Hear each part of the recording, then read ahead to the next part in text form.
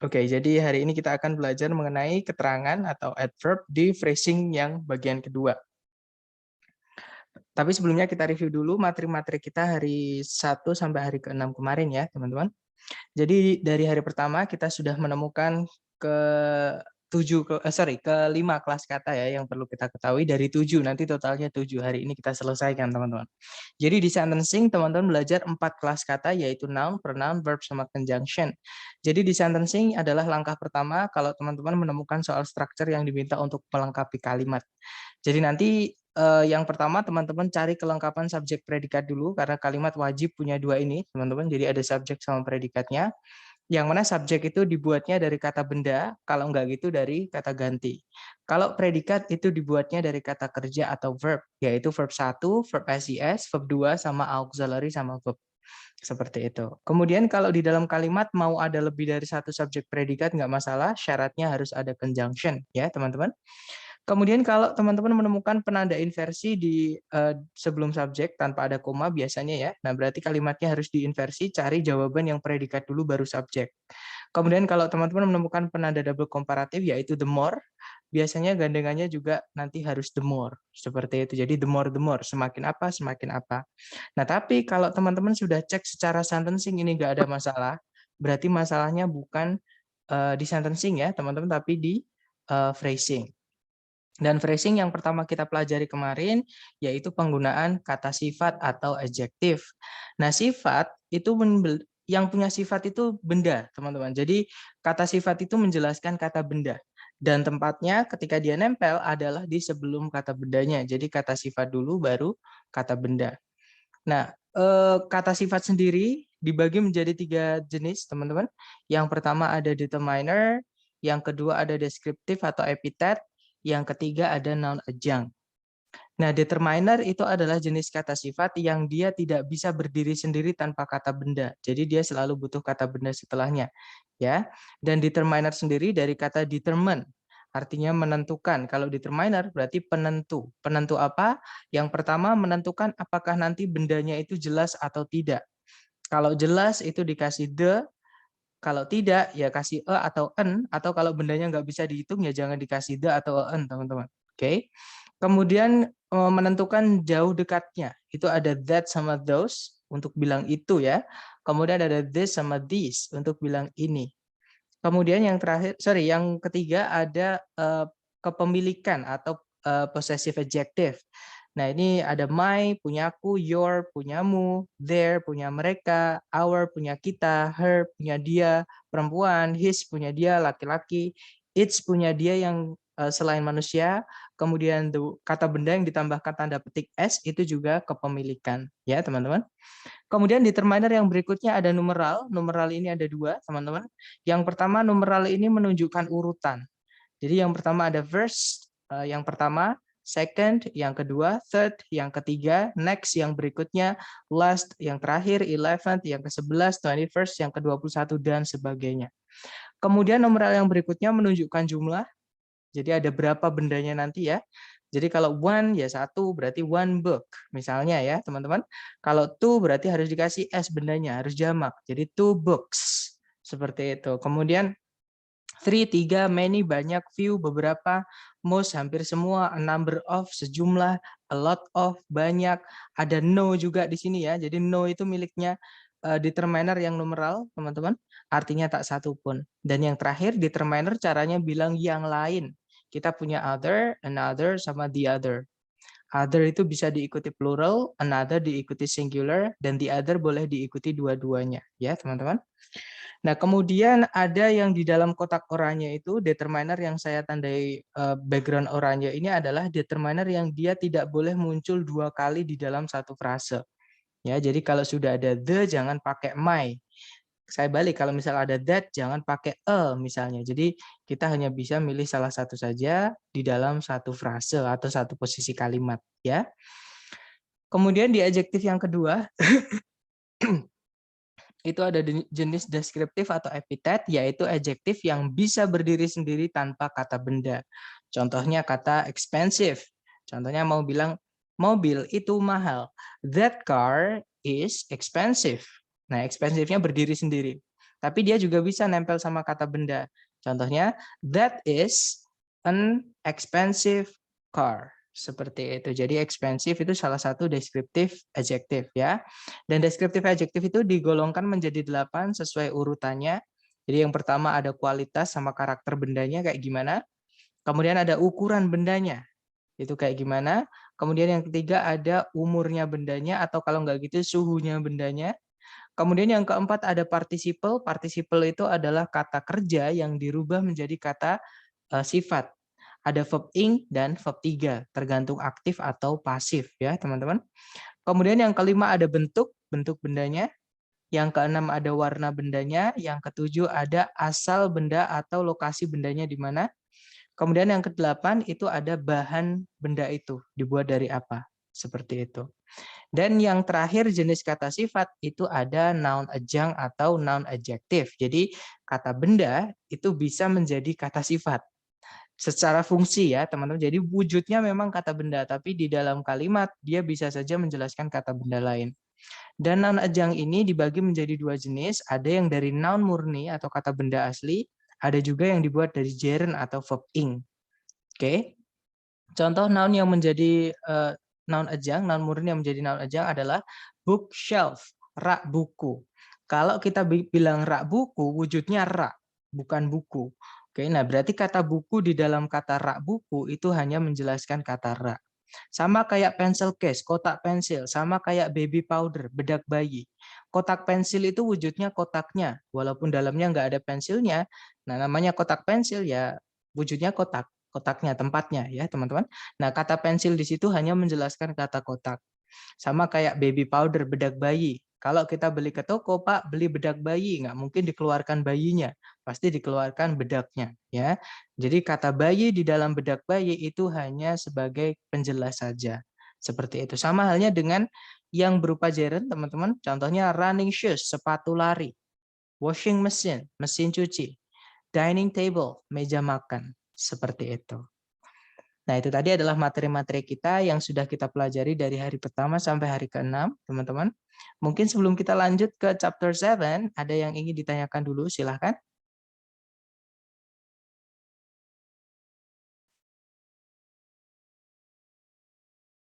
Nggak ada ya? Kalau nggak ada, saya lanjut. Atau nanti ketika teman-teman ada pertanyaan, boleh langsung interrupt saya, oke?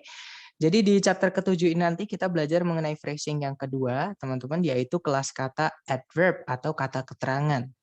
Nah, kata keterangan itu ada dua bentuk atau dua jenis. Yang pertama, keterangan yang memang dia keterangan atau murni. Pure itu artinya murni, teman-teman. Jadi murni dia kata keterangan. Kalau kita cek di kamus, kelas katanya adverb. Nah, antara lain ada caranya bilang mungkin atau namanya adverb of probability. Yaitu ada perhaps, ada possibly, ada probably, ada maybe. Oke, artinya sama semua, teman-teman. Mungkin. Kemudian yang berikutnya ada adverb of negation, caranya bilang tidak atau bukan, yaitu kata not. Kalau dicek di kamus, dia kelas katanya adverb, teman-teman. Kemudian berikutnya ada adverb of distinguishing, ya caranya membedakan, misalkan dia menjelaskan benda, ya benda itu dengan benda yang lain, ya. Contohnya ada kata only, artinya hanya atau satu-satunya. Just, sama, hanya. Even, bahkan. Especially, khususnya, exactly, tepatnya. Seperti itu. Kemudian ada adverb of degree atau intensity, ya. Contohnya ada really, very, extremely, artinya sangat. Rather, artinya agak. More artinya lebih, most artinya yang paling. Dan di sini ada satu lagi yaitu to, yang O-nya 2, teman-teman. Artinya adalah terlalu. Seperti itu.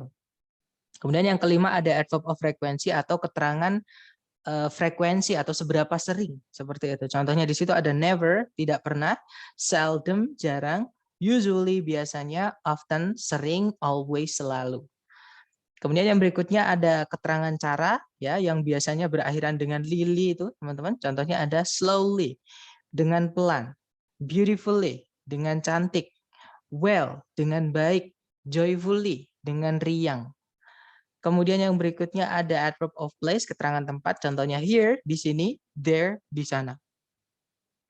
Adverb of time, keterangan waktu. Contohnya now, sekarang, then, pada waktu itu, atau kemudian juga bisa. Yesterday artinya kemarin, tomorrow besok. Dan itu tadi adalah keterangan yang murni, kalau kita cek di kamus memang kelas katanya keterangan, teman-teman. Nah, kemudian keterangan itu ada juga yang dibentuk, ada yang dibuat. Dari apa? Dari preposisi. Jadi kelas kata preposisi itu tidak bisa berdiri sendiri, teman-teman. Pasti membutuhkan kata benda setelahnya untuk dirubah menjadi keterangan. Alias preposisi ini harus diikuti kata benda. Kecuali satu, yaitu to. Kalau preposisi to itu boleh diikuti verb satu. Ya, hanya to aja, teman-teman. Selain itu harus diikuti kata benda. Nah, entah itu preposition to plus verb satu, entah preposition yang lain tambah noun, itu semuanya keterangan. Oke?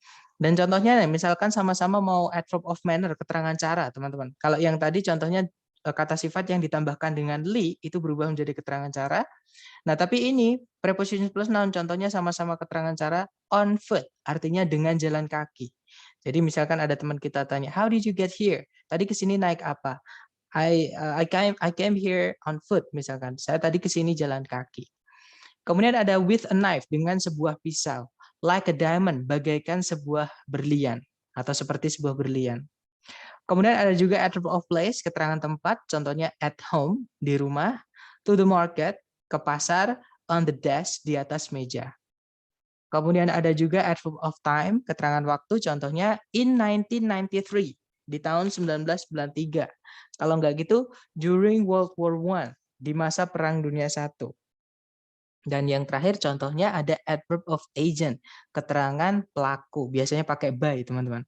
Contohnya di situ by the police, oleh para polisi, by him, olehnya laki-laki, misalnya. Nah, itu tadi adalah bentuknya keterangan. Jadi keterangan itu ada yang murni, dia keterangan, ada yang dia dibentuk atau dibuat dari preposisi yang diikuti kata benda atau to verb satu. Seperti itu. Itu tadi keterangan bentuknya, sekarang posisinya, teman-teman. Di dalam frase atau di dalam kalimat, dia itu ada yang bisa berdiri sendiri, ada juga yang hanya bisa menjelaskan kata lain. Oke, alias nggak bisa berdiri sendiri, teman-teman. Yang pertama yang bisa berdiri sendiri ada keterangan tempat, contohnya at home, to the market, on the desk, sama keterangan waktu, contohnya tadi in 1993 sama during World War I. Nah, maksudnya berdiri sendiri itu kan, jadi kalimat itu kalau lengkap, itu ada SPOK ya, teman-teman. Subjek, predikat, objek, keterangan. Nah, keterangannya itu bisa berupa keterangan tempat atau keterangan waktu. Nah, tapi ada keterangan itu yang hanya bisa menjelaskan kelas kata lain atau posisi di kalimat yang lain ya. Yaitu yang pertama, misalnya adverb of probability, caranya bilang mungkin. Mungkin ini harus ada lanjutannya, teman-teman. Nggak bisa kita bilang hari ini mungkin terus diem, nggak boleh. Ya, pasti ada misalnya saya mungkin tidak hadir di kelas nanti malam misalnya. Jadi mungkin di situ menjelaskan tidak hadir, teman-teman. Kemudian adverb of negation itu not, tidak. Misalnya saya tidak misalkan saya tidak di rumah, misalkan I'm not at home. Jadi not itu menjelaskan at home, menjelaskan keterangan lain.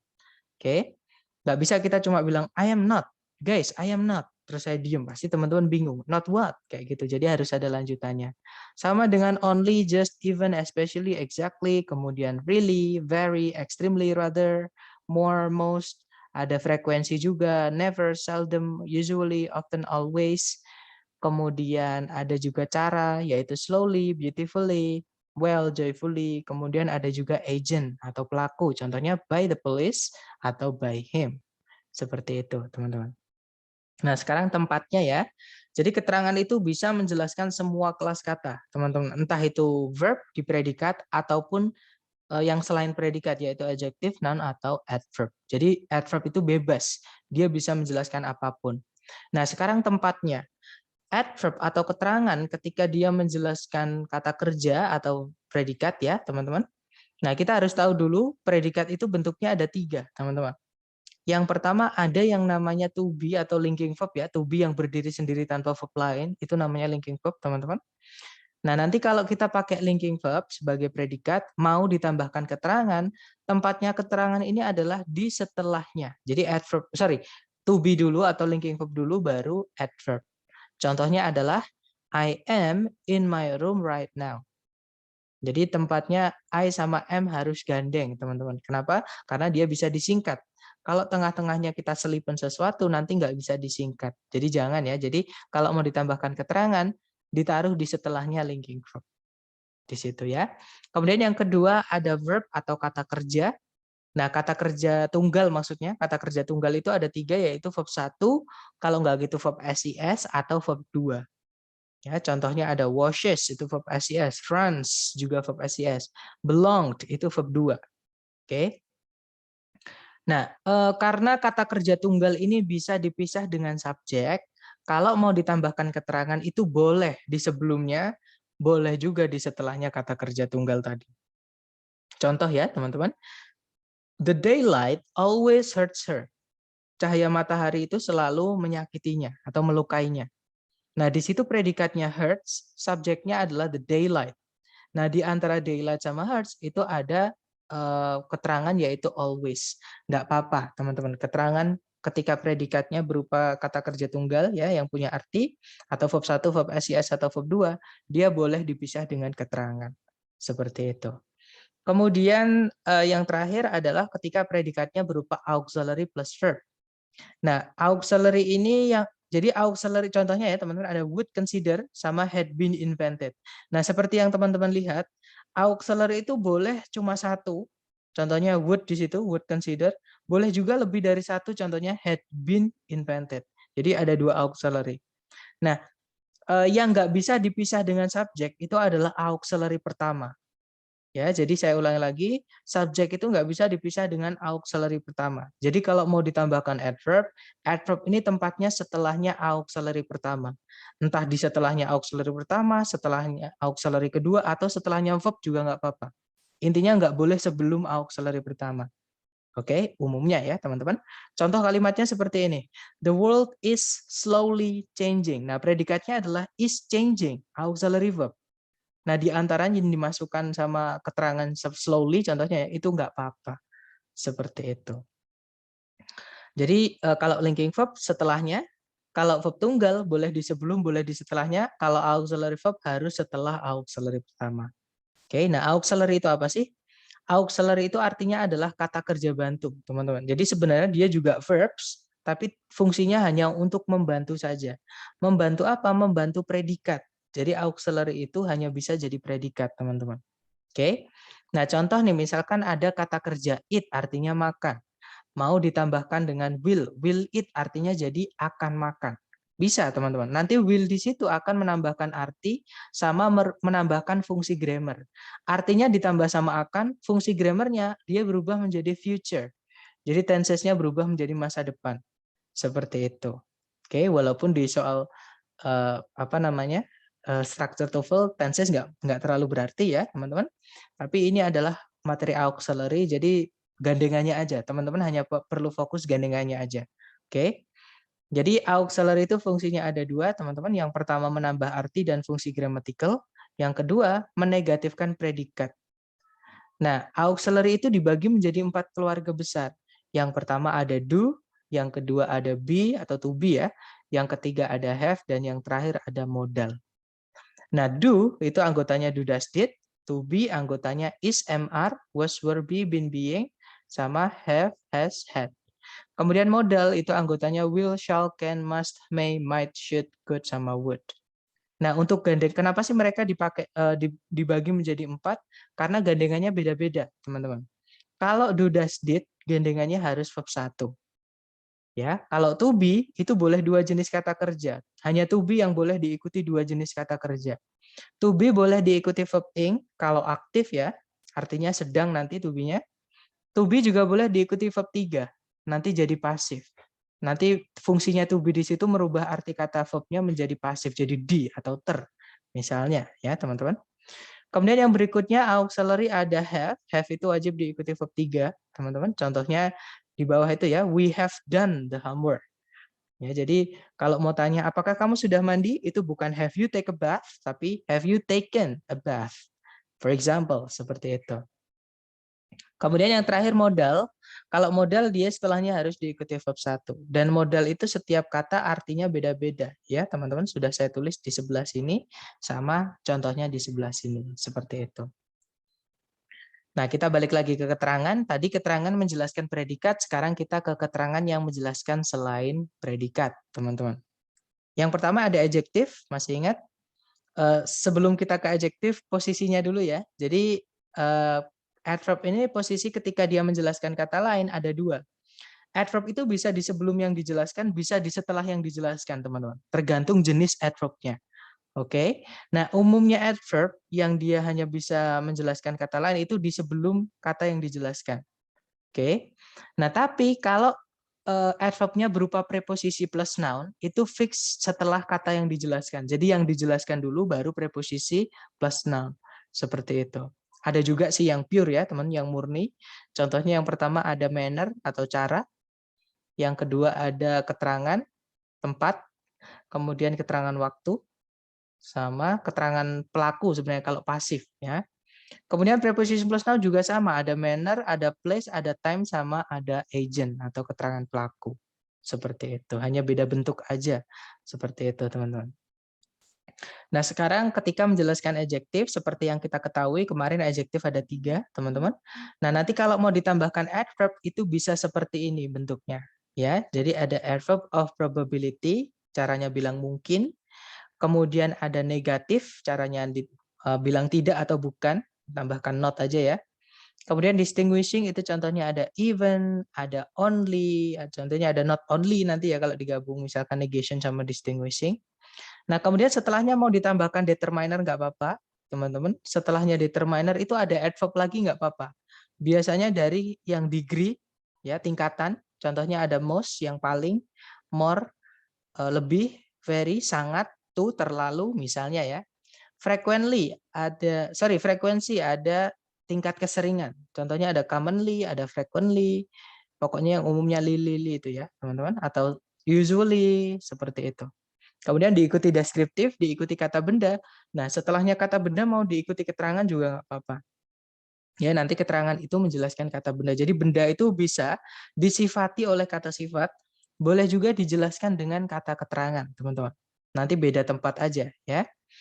Nah, untuk adverb yang menjelaskan kata benda itu bisa umumnya keterangan tujuan atau purpose, to verb 1 ya. Contohnya adalah a very crucial plan to heal the world. Sebuah rencana yang sangat penting untuk mengembalikan atau memulihkan bumi atau dunia. Nah, selain adverb of purpose, ada keterangan tempat, contohnya an extremely dangerous species among all plants. Jadi posisi ya, teman-teman. Sebuah spesies yang sangat berbahaya di antara para tanaman. Kemudian ada adverb of time, keterangan waktu, contohnya the most haunted house of all time. Rumah yang paling berhantu sepanjang masa. Nah, kemudian adjektif itu ada yang bisa berdiri sendiri, yaitu yang deskriptif atau epitet. Sebelumnya mau ditambah adverb boleh, yaitu yang merah ini. Sebelumnya pas ya, teman-teman. Setelahnya juga nggak apa-apa. Umumnya setelahnya ini berupa preposition plus noun. Contohnya of spiders. Afraid of spiders. Kemudian ada adverb of purpose, contohnya ready to go. Siap untuk pergi atau siap untuk berangkat. Kemudian ada adverb of place, keterangan tempat, contohnya broken in the inside. Berantakan di dalam atau hancur di dalam, seperti itu. Kemudian ada keterangan waktu, contohnya born in 1999, yang dilahirkan di tahun 1999. Ada juga keterangan pelaku, contohnya biasanya verb 3 ya, adjektifnya berupa participle, conducted by the scientists, yang dilakukan oleh para peneliti. Bahkan adverb sendiri atau keterangan, teman-teman, itu bisa dijelaskan dengan keterangan yang lain. Ya, jadi keterangan bisa menjelaskan keterangan. Yang bisa menjelaskan keterangan itu hanya keterangan yang lain, teman-teman. Oke, tapi keterangan bisa menjelaskan selain keterangan pun nggak apa-apa. Jadi bisa menjelaskan semuanya. Nah, ini contoh keterangan yang menjelaskan keterangan yang lain. Very carefully. Jadi carefully sendiri bisa berdiri artinya dengan teliti, ditambahkan very sebelumnya nggak apa-apa. Very carefully, dengan sangat teliti. Nah, sebelumnya selain very bisa dimasukkan not carefully, tidak dengan hati-hati. Contohnya juga ada only carefully, hanya dengan hati-hati. Kemudian ada degree atau tingkatan, contohnya very tadi, very carefully, sangat hati-hati, dengan sangat hati-hati, seperti itu. Nah, itu tadi adalah kelas kata ya, teman-teman. Berarti kita sudah menyelesaikan 7 kelas kata yang perlu kita pahami untuk bisa apa namanya, mengerjakan soal structure TOEFL, ya. Nah, setelah kita belajar kelas kata, ada penggunaan kata yang unik atau nyebutnya special word. Ya, yang pertama special word itu ada bedanya really sama very. Sebenarnya yang perlu di teman-teman highlight itu adalah very-nya.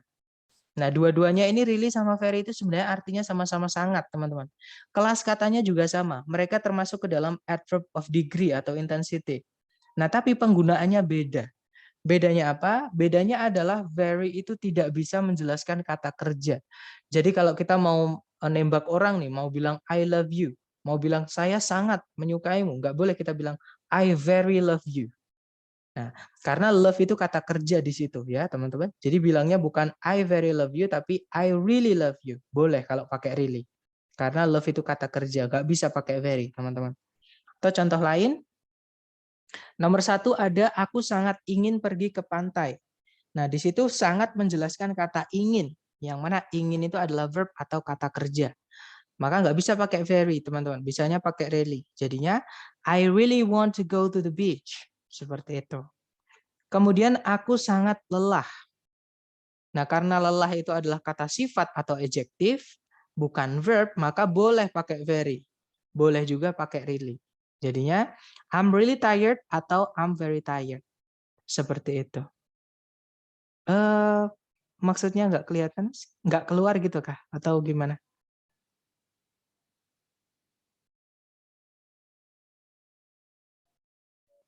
Di semua atau di semuanya nggak keluar, teman-teman? Nggak keluar Kak semua. Oh, I see. Sebentar, teman-teman. Kayaknya saya memencet sesuatu sebentar. Oh ya ini, kepencet pause share. Kalau sekarang udah keluar, teman-teman? Udah. Udah ya, oke. Baik, teman-teman. Tadi kepencet sama ini, pause share atau apa namanya, sharingnya terpause. Oke, yang ketiga ya. Jadi yang nomor 1 di situ nggak bisa pakai very karena want itu verb atau kata kerja. Jadi bisanya hanya pakai really. Nah, tapi yang nomor 2 karena sangat menjelaskan tired atau kata sifat, maka boleh pakai very, boleh pakai really. Contoh lagi, nomor 3. Aku tidak begitu mengerti tentang berita itu. Nah, atau aku tidak sangat mengerti, maksudnya gitu ya. Nah, nanti kalau di Inggris kan, I don't really know about the news. Nggak boleh I don't very know, karena know itu kata kerja, teman-teman. Oke. Kemudian yang berikutnya, liburan lalu benar-benar menyenangkan. Nah, karena sangat atau benar-benar di sini menjelaskan kata menyenangkan, yang mana dia adalah adjektif atau kata sifat, boleh kita pakai very, boleh juga pakai really. Jadi kita bisa bilang, last holiday was really exciting atau last holiday was very exciting. Seperti itu. Dan yang terakhir, jadi kamu benar-benar mempercayai apa yang dia katakan tadi. Nanti kalau di Inggris kan karena habis itu mempercayai, itu kata kerja. Nggak bisa pakai very, teman-teman. Bisanya pakai yang really, ya. Jadi, so, did you really believe what she said? Jadi kamu tadi benar-benar percaya yang dia katakan? Misalnya seperti itu. Nah, itu bedanya really sama very. Jadi lebih aman pakai really ya, teman-teman, karena dia bisa dipakai untuk semua. Tapi kalau very terbatas, dia tidak bisa dipakai untuk kata kerja. Seperti itu. Kemudian special word yang berikutnya itu adalah penggunaan enough, teman-teman, atau biasanya artinya cukup ya. Cukup ini bisa menjelaskan kata benda ataupun selain kata benda. Nah, bedanya nanti di tempatnya atau posisinya, teman-teman. Enough ketika dia menjelaskan kata benda, tempatnya adalah di sebelum kata bendanya. Jadi enough dulu baru kata benda. Tapi kalau enough menjelaskan selain kata benda, tempatnya adalah di setelahnya. Ya, jadi yang dijelaskan dulu baru enough. Contoh, aku tak punya cukup uang untuk membeli mobil itu. Nah, cukup itu menjelaskan kata uang, yang mana uang itu kata benda. Jadi nanti kalau ditranslate enough dulu baru money, teman-teman. Jadinya I don't have enough money to buy the car. Nah, tapi kalau misalkan yang contoh kedua, Diana cukup berani untuk menantang Rudolf. Nah, cukup menjelaskan kata berani yang mana dia adalah sifat. Karena sifat nanti cukupnya pindah di di setelahnya berani, teman-teman. Di setelahnya brave. Jadinya Diana is brave enough to challenge Rudolf. Seperti itu. Jadi tergantung yang dijelaskan kata benda atau bukan. Kalau kata benda, enough-nya di sebelumnya. Kalau bukan, enough-nya di setelahnya. Seperti itu. Nah, kalau contoh ketiga, teman-teman, dia cukup mahir berbahasa Inggris. Mahir itu bahasa Inggrisnya good atau apa ya? Ya skilled atau skillful. Nah, berarti kalau mau ditambahkan cukup, tempatnya di sebelumnya atau di setelahnya good, teman-teman. Setelah. Setelahnya ya, that's right. Karena good itu adalah kata sifat atau adjektif, maka nanti tempatnya adalah di setelahnya. Ya, jadi he is good enough at English, seperti itu. Nah, tapi ada pengecualian, teman-teman. Enough ini tidak bisa menjelaskan kata lain yang artinya sama-sama cukup.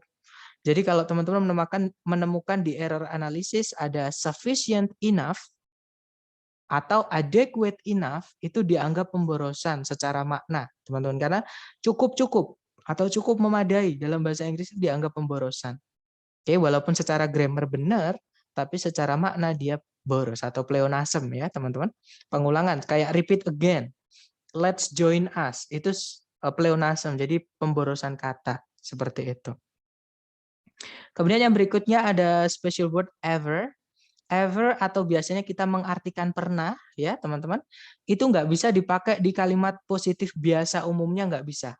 Contoh nih, saya pernah bertemu Pak Jokowi misalnya. Kita nggak bisa bilang I ever met Mr. Jokowi atau Bapak Jokowi. Nggak bisa teman-teman. Nah, kapan ever dipakainya? Ever itu dipakai ketika di dalam kalimat ada superlatif atau yang paling. Kata-kata yang paling. Contoh, platypus adalah hewan yang paling aneh atau teraneh atau the most ya nanti kalau diinggriskan. Nah, nanti kalau diinggriskan platypus is the weirdest animal ever. Jadi dikasih ever nggak apa-apa. Contohnya di lagunya apa ya? Saya lupa teman-teman. Saya lupa. Oke, just forget it. Oke, nomor 2 di kalimat tanya ya. Selain kalimat yang ada superlatifnya, di kalimat tanya bisa. Contohnya adalah apakah kamu pernah ke Kawah Ijen? Nanti kalau diinggriskan, have you ever been to Kawah Ijen? Nah, boleh pakai ever karena di situ ada kalimat tanya. Walaupun ini nggak pernah muncul di soal struktur TOEFL, tapi ini hanya untuk tambahan pengetahuan ya, teman-teman, untuk yang nomor 2. Seperti itu. Jadi ever boleh di kalimat tanya. Kemudian di kalimat negatif juga boleh pakai ever. Contohnya, tidak satupun yang pernah dibuat atau dibangun itu bertahan selamanya. Kalau diinggriskan, nothing's ever built to last. Seperti itu. Jadi di situ nothing is ya itu. Nothing is disingkat jadi nothing's ever built to last. Nah, pakai ever nggak apa-apa karena di situ ada nothing, tidak satupun. Seperti itu. Dan yang terakhir, ever juga boleh di kalimat yang ada if-nya atau kalimat pengandaian ya, teman-teman, conditional sentence. Contohnya adalah jika kamu nanti sempat ke sini, aku akan mengajakmu berkeliling sekitar air terjun. Kalau diinggriskan, if you ever come to visit, I will show you around the waterfall. Nah, di situ boleh pakai ever karena sudah ada if di situ, teman-teman. Oke, nah itu tadi adalah penggunaan ever. Right? Dan yang terakhir special word ini sebenarnya bukan special word ya teman-teman, tapi hanya membedakan kelas katanya saja. Karena ini mirip, banyak sekali yang tertipu atau terjebak di sini. Jadi nor, no, not sama non itu kelas katanya masing-masing beda. Otomatis fungsinya juga beda ya teman-teman. Nah, ada yang masih ingat nor itu keluarganya siapa teman-teman?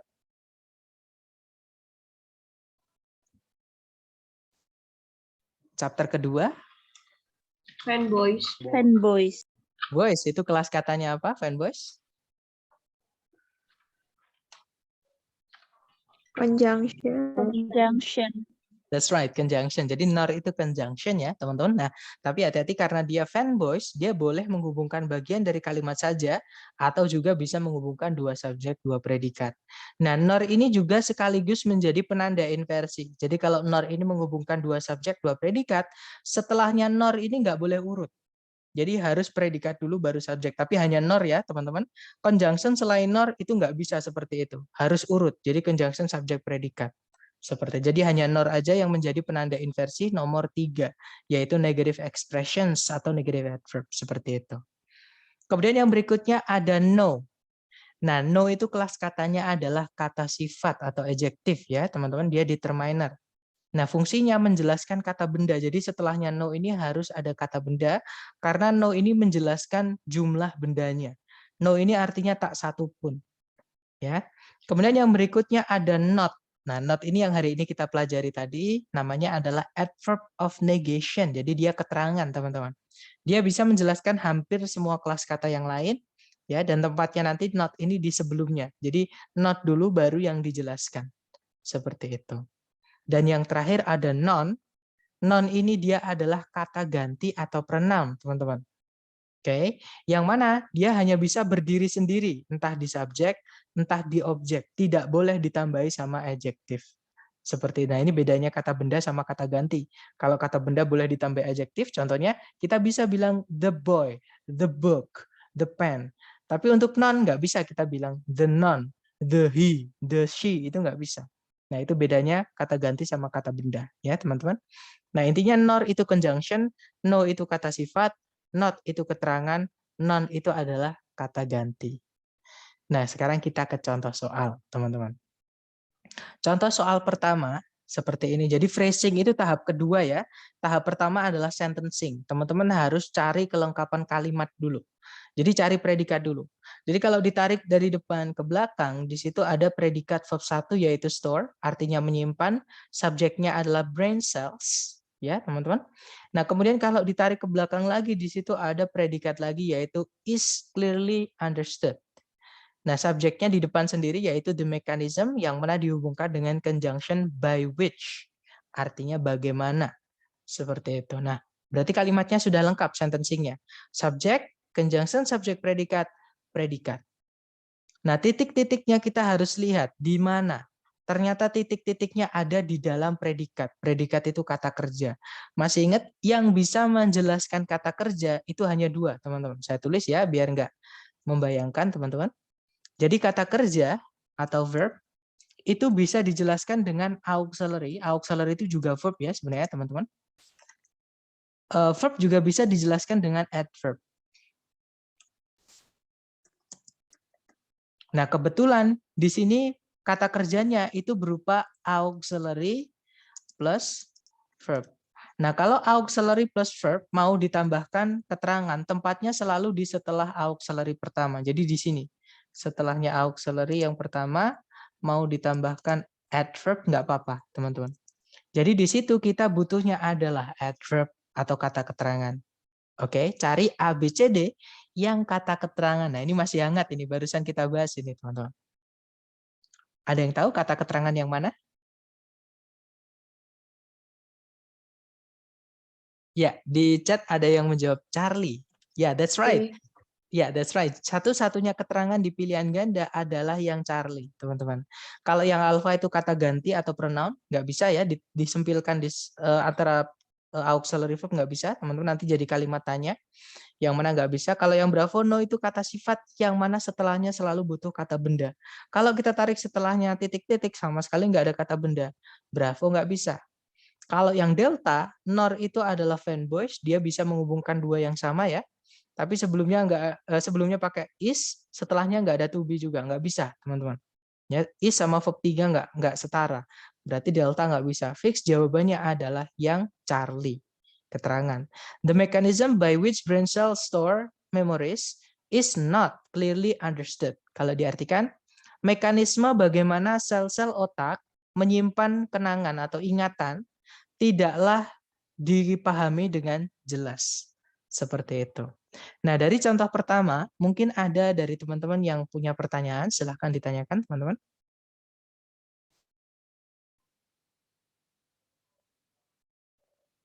Nggak ada ya? Baik, kalau nggak ada lanjut ke contoh soal kedua.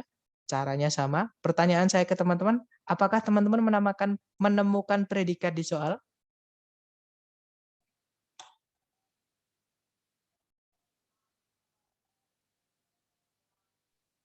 Are? Ya, that's right. Ada are di situ predikat. Subjeknya yang mana? Amuba. Amubas.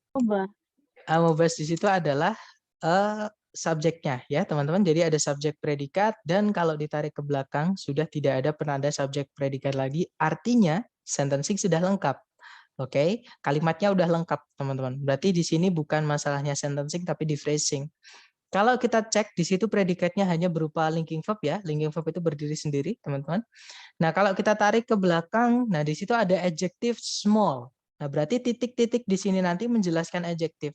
Yang bisa menjelaskan adjektif itu hanya keterangan. Saya ulangi lagi, yang bisa menjelaskan adjektif itu hanya keterangan, teman-teman. Berarti jawabannya yang mana? Alpha. That's right. The answer is alpha.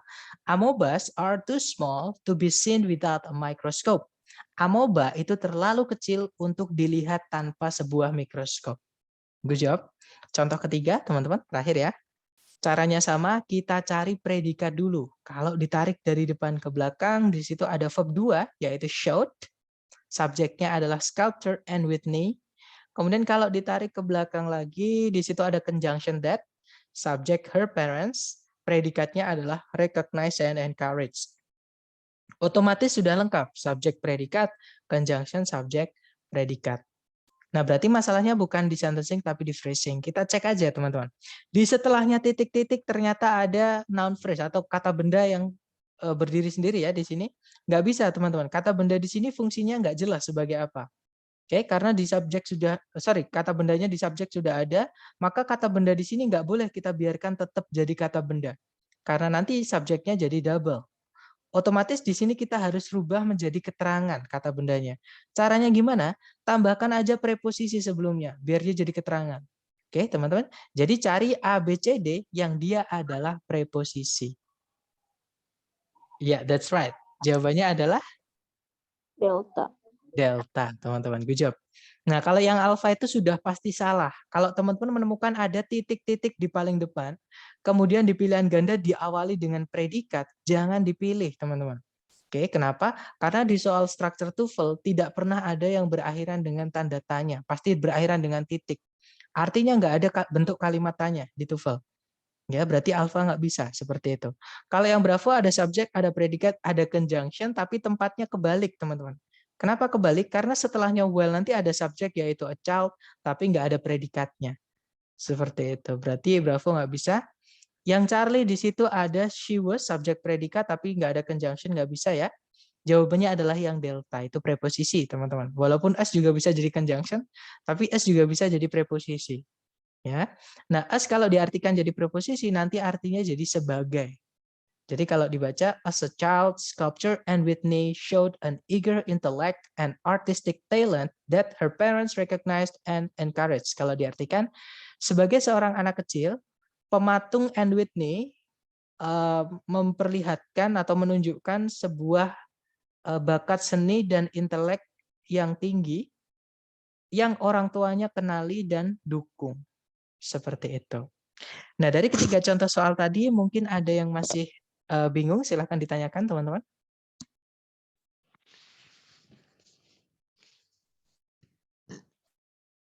Kalau nggak ada, mari kita diagnosa ya. Kira-kira teman-teman masih bingungnya di mana melalui pelatihan. Kita coba dulu nomor 4, teman-teman.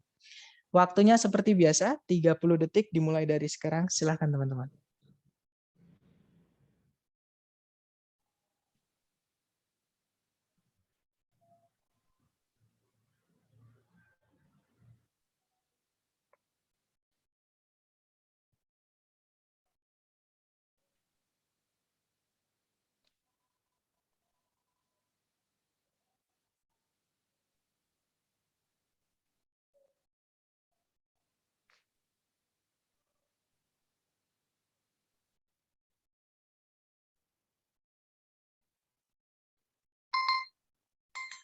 Oke guys, 30 seconds over.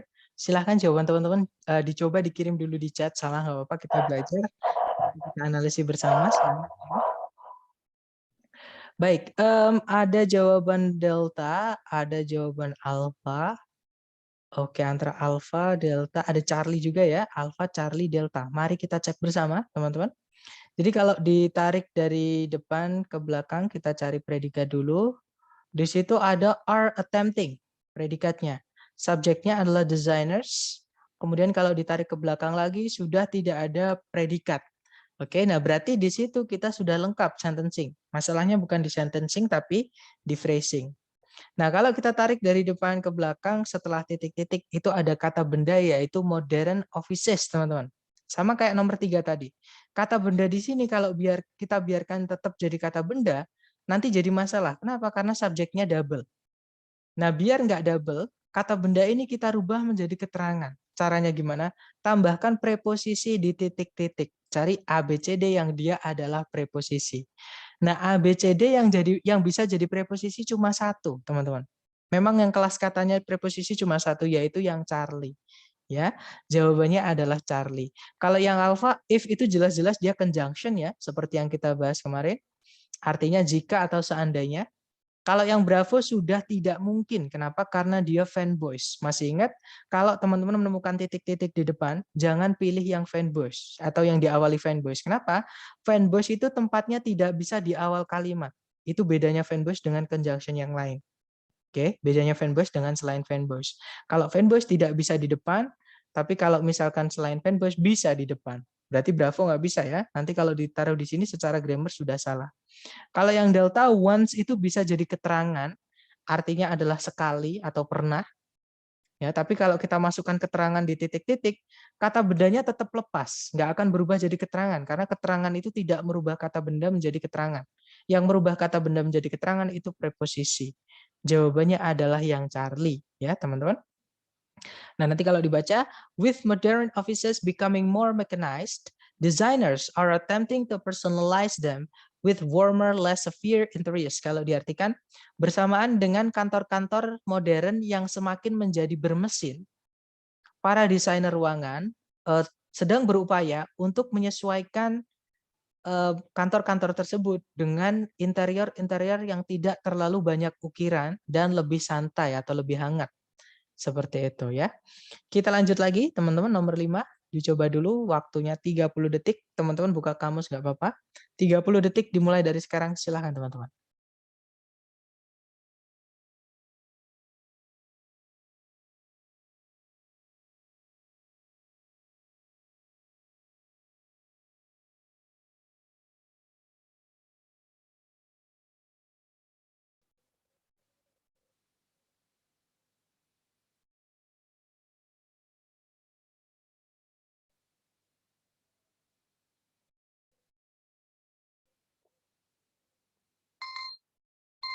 Oke guys, 30 seconds over. Silahkan jawaban teman-teman dikirim di chat.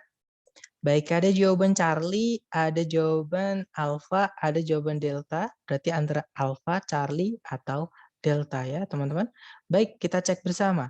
Kita cari predikat dulu di soal. Kalau ditarik dari depan ke belakang, di situ ada can be cultivated, ada auxiliary. Fix kalau teman-teman menemukan auxiliary, dia predikat. Ya, cuman dia harus ada verb lain karena auxiliary nggak bisa berdiri sendiri di predikat. Subjeknya adalah daily list, yaitu kata benda sejenis bunga ya teman-teman. Kemudian sudah tidak ada penanda subjek predikat lagi, artinya kalimat ini sudah lengkap. Nah, kalau kita cek sebelum koma itu ada kata benda, teman-teman. Hardiness, itu kata benda. Nah, ini nggak bisa kita biarkan tetap jadi kata benda. Ini harus dirubah jadi keterangan. Caranya gimana? Tambahkan preposisi di sebelumnya, di titik-titik di situ. Ya. Yang alfa itu kata sifat tidak merubah kata benda menjadi keterangan, dia hanya menambahkan arti atau menambahkan sifat saja, alfa nggak bisa. Kalau yang bravo, since itu memang bisa jadi preposisi, teman-teman. Artinya sejak. Nah, tapi kata bendanya nanti harus waktu. Oke, contohnya sejak tahun berapa, atau sejak kapan, sejak kemarin misalnya. Nah, intinya harus diikuti kata benda waktu. Nah, kalau hardiness itu artinya adalah kemampuan bertahan hidup yang baik, atau kemampuan beradaptasi yang baik. Yang mana dia bukan kata benda waktu, teman-teman. Berarti nggak bisa pakai since yang artinya sejak. Since di situ artinya adalah karena. Nah, tapi since kalau artinya karena, dia adalah conjunction. Dan kita di situ nggak butuh conjunction ya, karena nanti kita butuh subjek predikat lagi, teman-teman. Bravo nggak bisa. Kalau yang Charlie ada subjek predikat lagi, yaitu it is, tapi nggak ada conjunction, nggak bisa. Jawabannya adalah yang delta. Itu ada preposisi, yaitu because of. Jadi teman-teman juga masih ingat ya, bedanya because sama because of. Kalau because itu conjunction, kalau because of itu preposisi. Nah, berarti jawabannya delta. Because of their hardiness, daily list can be cultivated particularly easily. Kalau diartikan karena kemampuan adaptasinya yang baik, daily list itu bisa dibudidayakan atau ditanam cenderung dengan mudah. Seperti itu. Lanjut lagi ke number 6, teman-teman. Dicoba dulu, waktunya 30 detik, dimulai dari sekarang, silahkan.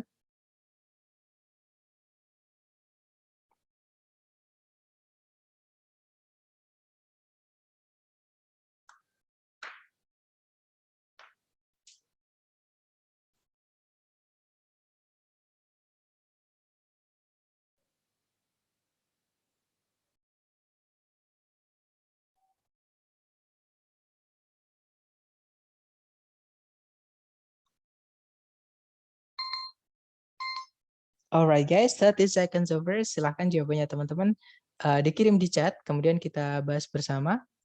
Baik, ada jawaban alpha, ada Charlie, ada delta. Oke, mari kita cek bersama, teman-teman, antara alpha, Charlie, atau delta ya.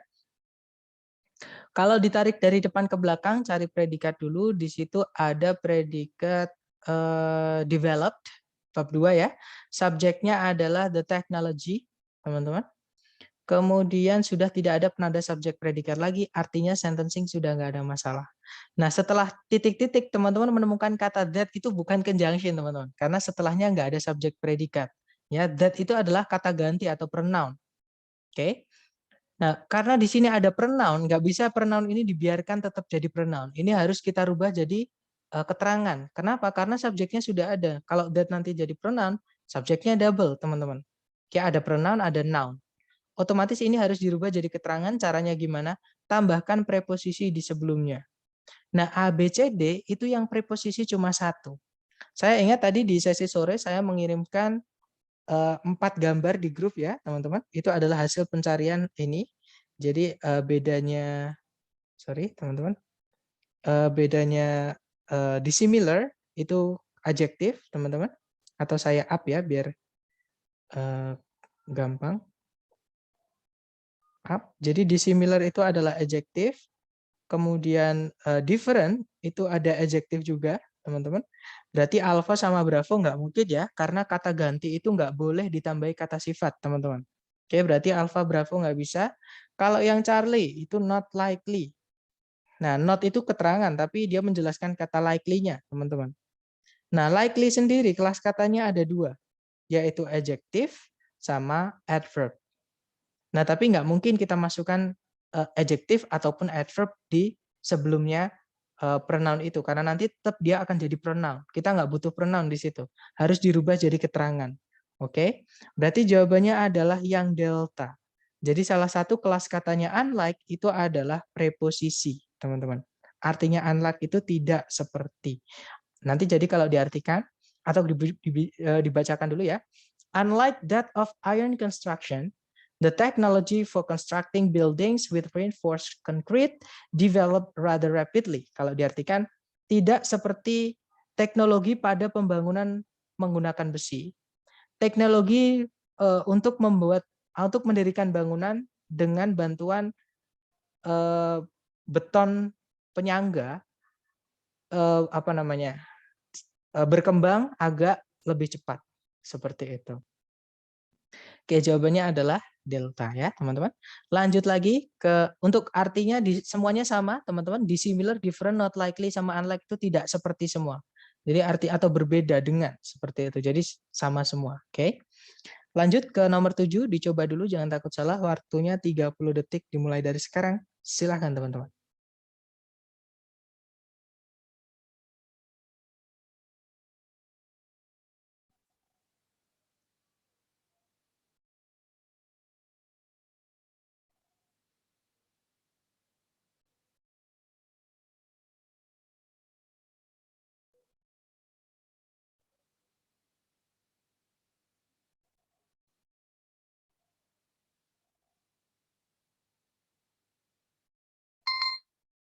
Oke, 30 detik sudah habis. Silahkan jawaban teman-teman dikirim di chat dulu, kemudian kita bahas bersama.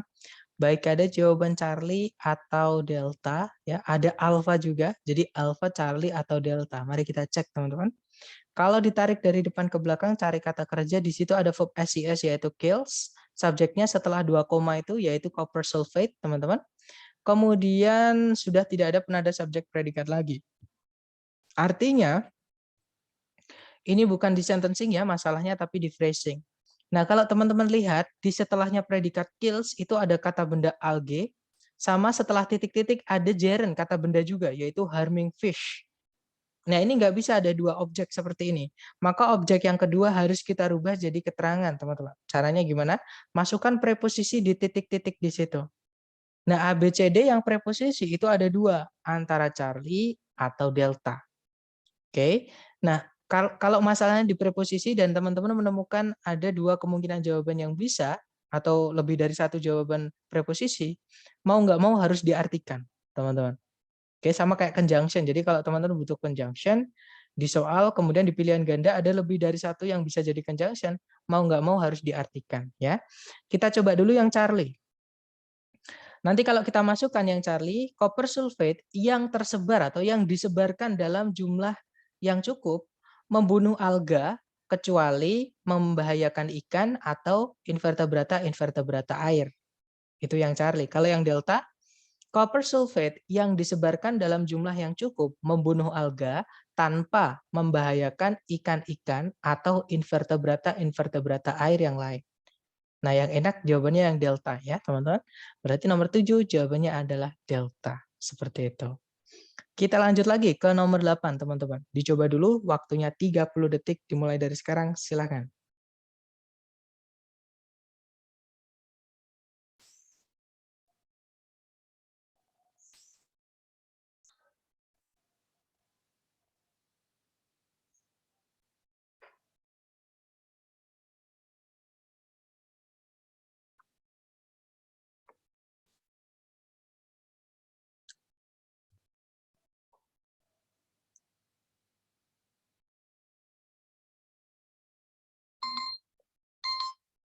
Oke, 30 detik sudah habis. Silahkan jawabannya teman-teman dikirim di chat dulu, kemudian kita bahas bersama ya. Baik, ada jawaban alfa, ada bravo, ada delta. Baik, kita ada Charlie juga, berarti alfa, bravo, Charlie, delta. Lengkap ya teman-teman. Mari kita cek bersama. Cari predikat dulu di soal. Kalau ditarik dari depan ke belakang, di situ ada verb 2 yaitu spurt, artinya mendukung atau melatar belakangi seperti itu. Subjeknya di depan itu ada the development, kemudian, nah hati-hati teman-teman, with which di situ bukan conjunction, ya walaupun mirip tapi bukan. Kenapa? Karena setelahnya nggak ada subjek predikat. Kalau conjunction setelahnya harus ada subjek predikat, ya. Nah ini sebenarnya pemendekan, nanti kita pelajari hari ke-10. Oke teman-teman. Nah di situ intinya sentencing sudah lengkap. Di sebelum titik-titik itu teman-teman dikasih kata for, itu preposisi. Dan setelah titik-titik ada with, preposisi lagi. Nah, preposisi itu nggak bisa langsung ketemu preposisi lain, teman-teman. Harus ada kata benda dulu untuk dirubah jadi keterangan. Jadi kita carikan setelahnya for ini kata bendanya, ya. Kita cek aja. Yang alpha, di situ kalau kita tarik dari depan, nah sampai kata then itu juga bisa dianggap preposisi, teman-teman. Ya, dia juga bisa dianggap conjunction. Jadi preposisi itu sebelum menemukan conjunction atau preposisi lain, harus ada kata benda dulu. Sedangkan sebelumnya then, itu nggak ada kata benda. Nah, nanti for-nya nggak lengkap. Nggak bisa ya, alpha, teman-teman. Kalau yang bravo, di situ ada kata benda sundials, kemungkinan bravo bisa.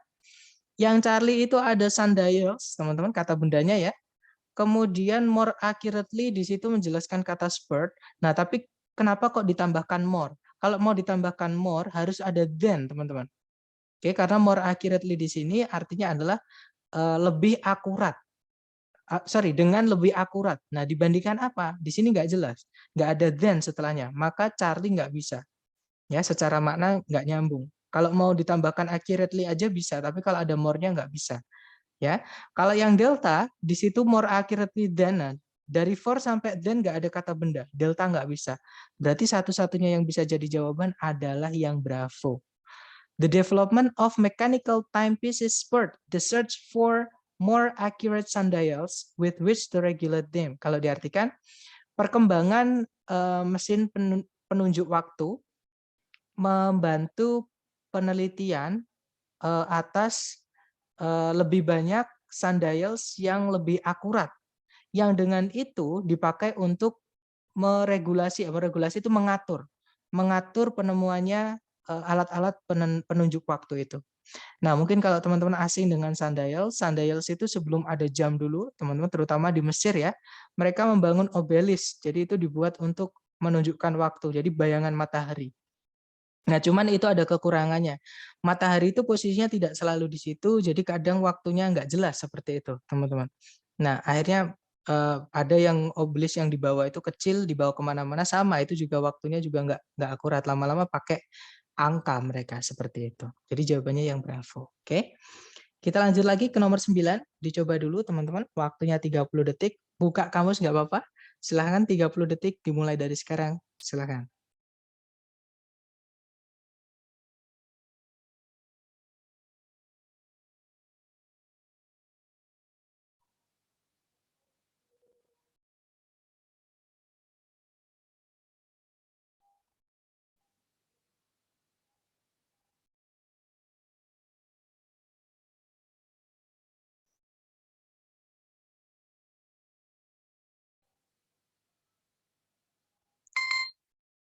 Oke, teman-teman, 30 detik sudah habis. Silahkan jawabannya dikirim dulu di chat ya.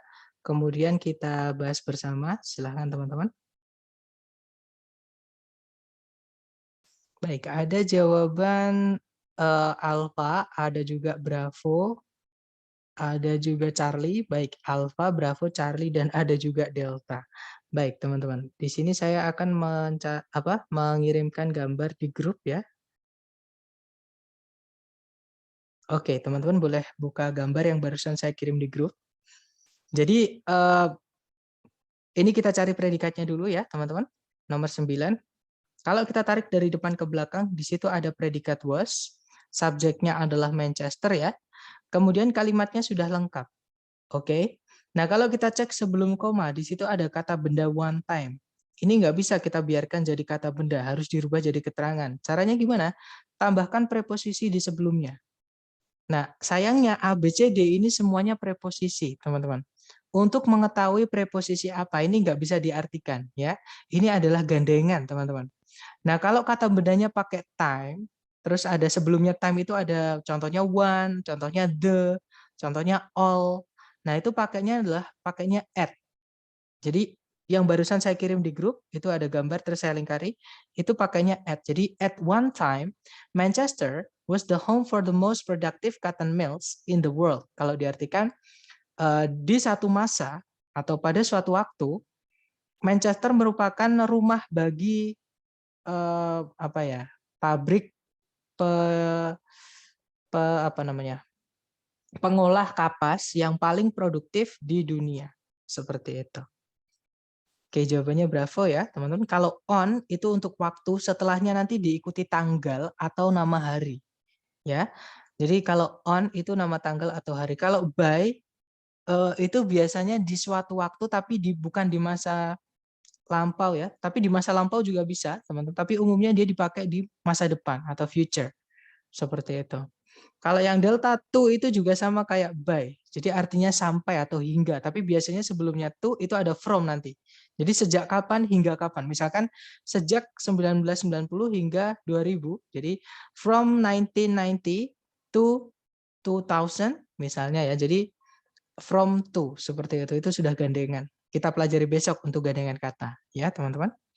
Nah, intinya jawabannya adalah yang bravo. Seperti itu. Untuk time gandengannya adalah at. Ya, lanjut terakhir teman-teman nomor 10 dicoba dulu jangan takut salah. Waktunya 30 detik dimulai dari sekarang. Silakan.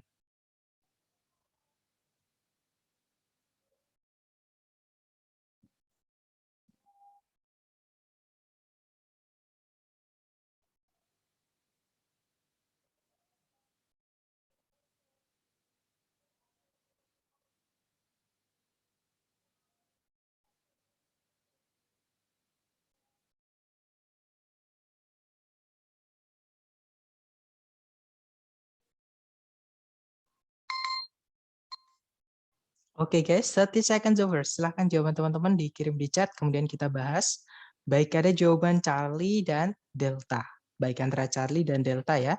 Kita cek bersama, kalau ditarik dari depan ke belakang, cari kata kerja sebagai predikat. Di situ ada absorb, verb 1. Subjeknya adalah all living organisms. Oke, jadi sudah ada subjek predikat. Nah, di setelahnya predikat, itu ada dua kata benda, teman-teman, yaitu carbon 14 atau radiokarbon ya, sama their existence. Nah, itu kata benda keberadaan mereka atau kehidupan mereka atau hidup mereka. Nah, ini nggak bisa kita biarkan ada dua kata benda sebagai objek, nanti double objeknya. Nah, berarti yang kedua, objeknya harus kita rubah jadi keterangan. Caranya gimana? Kita masukkan preposisi. Nah, kalau kata bendanya umum seperti ini ya, teman-teman. Nah, pakai preposisi apapun bisa. Nah, sayangnya A, B, C, D itu Bravo, Charlie, atau Delta, ketiganya preposisi. Jadi antara B, C, D. Ya, yang alfa itu bukan. Out itu kalau nggak keterangan, dia juga kata sifat kalau nggak salah. Ya, kita nggak butuh keterangan atau kata sifat di situ. Nah, kalau kita masukkannya, kita coba satu-satu ya, teman. Kalau yang Bravo kita artikan, semua makhluk hidup secara terus-menerus menyerap radiokarbon mengenai keberadaan mereka atau hidup mereka. Nggak enak ya. Kalau yang Charlie, semua makhluk hidup secara terus-menerus menyerap radiokarbon di sekeliling mereka.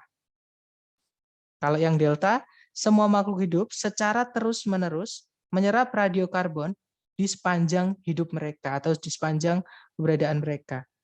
Nah, kira-kira yang paling enak jawabannya yang mana, teman-teman? Atau kata kuncinya teman-teman di situ ada kata constantly, artinya secara terus-menerus. Ya, berarti gandengannya adalah dengan throughout, artinya di sepanjang. Jadi dari hidup sampai tidak hidup, dari lahir sampai mati, menyerap namanya radiokarbon. Oke, berarti jawabannya adalah yang delta. Seperti itu. Nah, itu tadi adalah masalah mengenai adverb sama preposisi ya, teman-teman. Jadi kemarin kita sudah belajar phrasing mengenai adjektif atau kata sifat. Jadi kalau teman-teman menemukan titik-titiknya itu di antaranya subjek, maksudnya di sebelumnya subjek atau sebelumnya objek.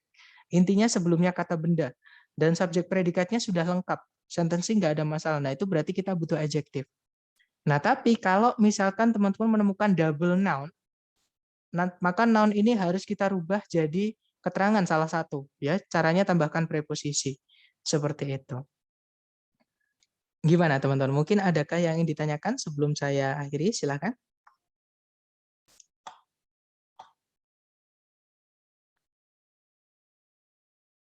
Nggak ada ya? Atau nanti ketika teman-teman latihan butuh penjelasan apapun atau pertanyaan apapun bisa japri saya, nanti saya bantu lewat WhatsApp. Oke guys?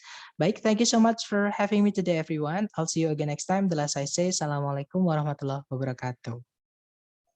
Waalaikumsalam warahmatullahi wabarakatuh. Okay, good night everyone and see you next time. Oke.